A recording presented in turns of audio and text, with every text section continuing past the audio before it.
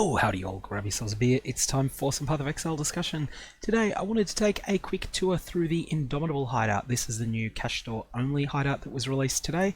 And without any further ado, let's go and have a quick walk over into it. So you access different hideouts, of course, by talking to Helena in your hideout. And then we can go for a quick wander around and have a look around. So it's based upon the Dominus encounter zone, the end of Act 3, and also in the Palace map. Useful there.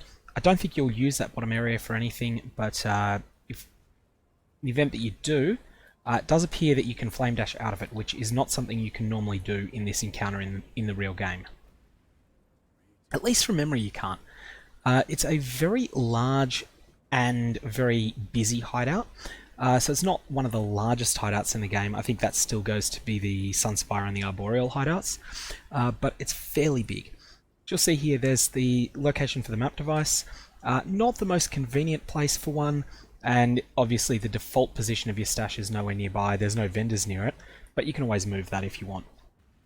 Again, you've got the ability to use teleportation move skills to traverse this gap, which is useful. You can't traverse across this. This blocks line of sight and teleportation move skills. In terms of everything else, it's quite a large and quite a nice hideout. I'm not exactly sure how I'd go about decorating something like this. I'm not one of the great minds when it comes to coming up with hideout designs. That's something that I leave for people with taste that is more similar to mine. The initial configuration though, the waypoint is in a terrible location because it is just so far from everything else that you really care about, and that of course being the map device.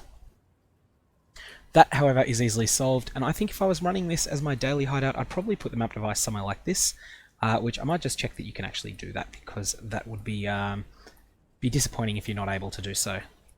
So, how does this actually work again? You pick it up. I think you just create a second one, don't you? So it's just as simple as going decorations, and then go map device. So that'll be in the utility section, map device, and just see if you can position it somewhere like that. That's a more functional location. However, it's not going to look as good as it does in its original location. So that is the new hideout, the Indomitable hideout.